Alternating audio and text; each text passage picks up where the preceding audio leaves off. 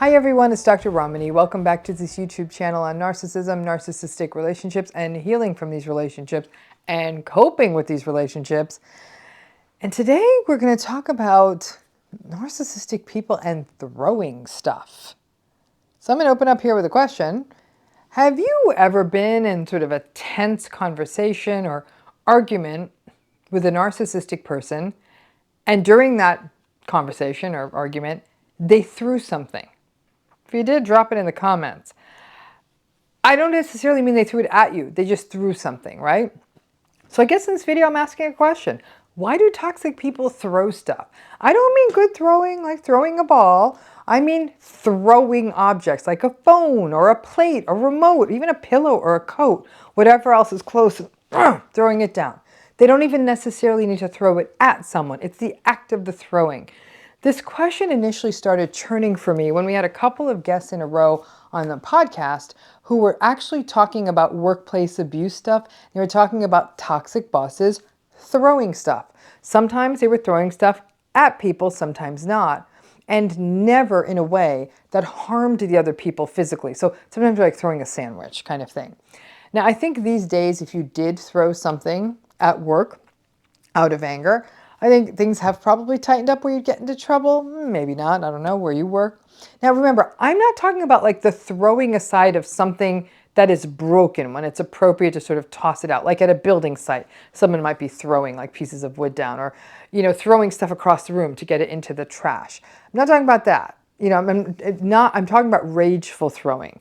Like this is the throwing something at a time of anger. And I gotta say, it's increasingly seeming to be sort of a signature toxic person move. Now, there is some debate out there actually on whether throwing stuff qualifies as domestic or relational violence. The general gist is that if it's thrown in rage, or certainly if it's thrown at someone, in most jurisdictions it qualifies. And to me, throwing stuff out of anger is one of those canary in the coal mine behaviors. It's showing us that a thrower is incapable of controlling their rage. They can't breathe, they can't regulate, count down, walk, or do the other things that we should be doing when we're overwhelmed with frustration or strong emotion. The throwing then is often a gateway behavior, which could escalate into more harmful behaviors. It's just likely a matter of time in most cases that throwing of a thing, even if it's aside, could be a throwing it at you or worse. But the throwing, again, it's a thing in these narcissistic, toxic folks. And it's a form of acting out that can easily be gaslighted about, especially if the throwing is of something sort of soft or light and non-harming, like a pillow, or the thing isn't being thrown at you, but on the ground or at the wall or something like that. It's not common then, it's not uncommon then for the toxic thrower to take the stance of, oh, stop being so dramatic. So I threw something. It's not like I threw it at you. Stop making such a big deal out of it. And now you feel like the crazy person who is unsettled by something being thrown and being told you're too sensitive, and you know the rest of that story. In my years of clinical practice working with clients who were in antagonistic or narcissistic relationships, throwing came up a lot. Not hitting or other assaultive behaviors nearly as much as throwing. In many cases, the person in the session was telling me about it and would even sometimes say, well, I guess I kind of feel a little bit lucky that they were just throwing stuff and not hitting me. I don't think that's lucky. And of course, obviously, that's part of the rationalization system that people in these relationships find themselves in. Throwing is never okay. It's not lucky. You are with someone who cannot manage themselves when they are in a strong, emotional, angry interaction with you, and then they throw something. Now, some of you may be thinking, come on, Dr. Ramani, it happens. What if we're just angry by ourselves and we throw a book on the ground or a bunch of papers because we're angry about something at work? We're not even angry at someone, we're just be angry about a circumstance. Okay. I mean, I think that human behavior tends to fall into that slippery slope metaphor, and I'm being full confession here. I say this as someone who, a few days ago, I threw a pen across my desk when I got really mad about something. I was alone in the room, I had a really bad phone call, I was very angry, and I threw the pen and I started to cry. Nobody else was home. I never expressed the anger during the phone call. No one was there. The cat was, but she was in a different room, so I didn't throw it at her. And I was overwhelmed. We do it, and frankly, I wasn't okay with that. That was not okay. I actually recognized that it was a sign that my stress had gone to a not okay place, and throwing, even when I'm alone, even when I have an angering phone call, it's just not okay. But when it comes to toxic throwing, this is where we're talking about interpersonal behavior.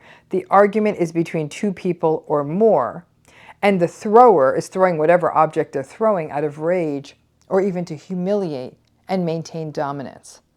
The throwing behavior, because it is so dramatic and sometimes even scary, can often silence the other person who may be afraid that things may escalate if they don't just pull back, I should say.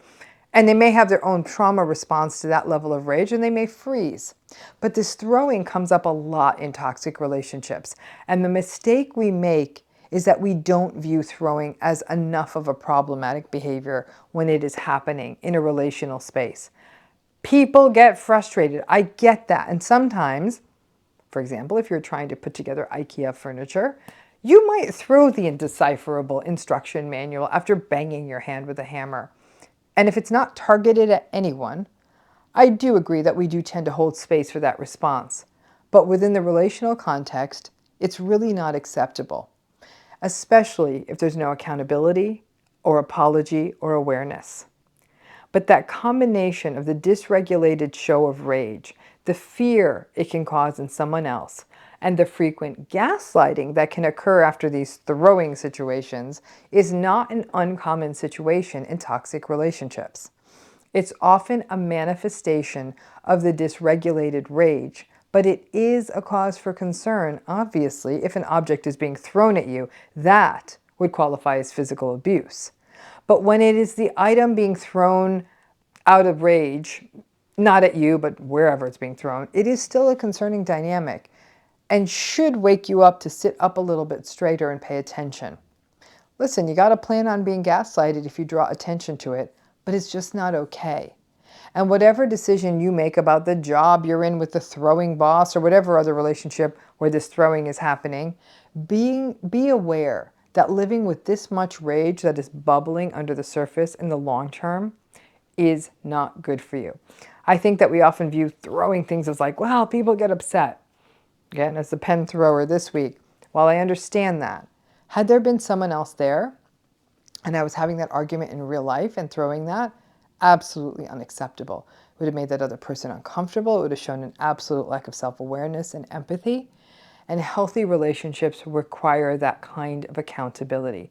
So keep that in mind. And like I said, in most cases, that throwing behavior that happens within the relational context is often happening from a toxic person. Hope that gives some clarity on that. And thanks again.